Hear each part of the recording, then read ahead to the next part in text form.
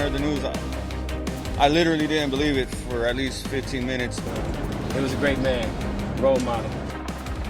Tonight, the reality is still setting in. Kobe Bryant, basketball great, husband and father of 4 daughters, is no longer with us.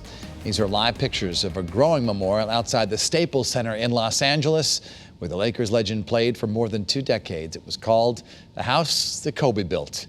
Fans are coming to that spot to gather and grieve. Good evening. We have team coverage for you tonight. Channel 3's Joe Zone and Elliot Polikoff are following developments from the sports world and beyond, and hearing from people who actually knew Kobe Bryant. We'll begin now with Joe Zone. Joe?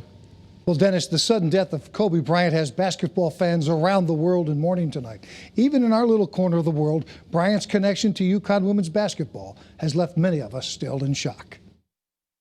Kobe meant a lot to us all. The tragic death of Kobe Bryant has sent shockwaves around the world. It wasn't just what he accomplished, but how he accomplished it. Fans, friends, and fellow players around the world mourning one of the greatest players to ever grace the basketball court.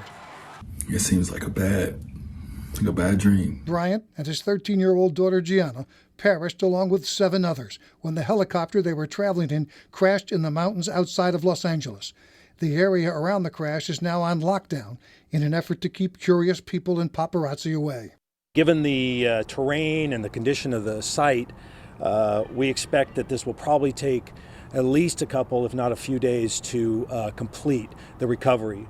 No one is allowed within 5 miles of the site or allowed to fly any lower than 5,000 feet above. Also killed in the crash, Orange Coast College baseball coach John Altobelli, his wife, Carrie, and daughter, Elisa. Sarah Chester and her daughter, Peyton Chester, also died in the crash. The group was traveling to the girls' basketball game in Thousand Oaks, California, at the Mamba Sports Academy.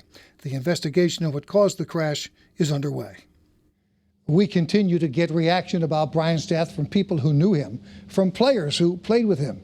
UConn's Danielle Marshall, now the head coach at Central, had a special connection to Bryant.